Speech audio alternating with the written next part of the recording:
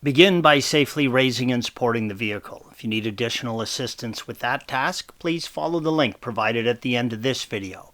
We're going to show you both the left and right side because the process is the same. This image shows the lower front control arm green arrow that we are going to remove.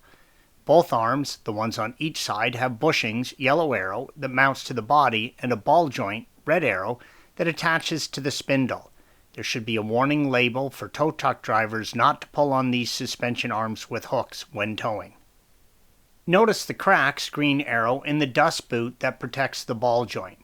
This crack boot will allow road salt, dirt, and water to enter the ball joint and cause wear as the vehicle is driven. Start by removing the inner bushing mounting fasteners. Once you have removed the nut, push the bolt in the direction of the blue arrow to remove it. Use an 18mm wrench or socket and ratchet to hold the nut, green arrow. Use a 16mm wrench or socket and loosen the mounting bolt, yellow arrow. It's hidden behind the subframe. Then remove the bolt. Spray the ball joint mounting nut, green arrow, with penetrating oil. This will make it easier to thread the nut off without loosening the ball socket. Thread the 22mm mounting nut, green arrow, off as far as you can. It will not come all the way out because it will eventually hit the bottom of the strut. Avoid knocking the ball joint out of the spindle until you have the nut almost all the way off.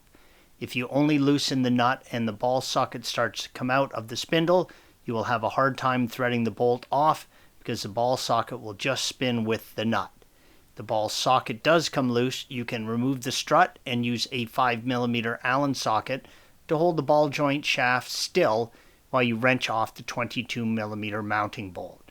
You can cut a 5mm Allen key short to fit under the strut and hold the ball joint shaft while you wrench the 22mm nut off if necessary.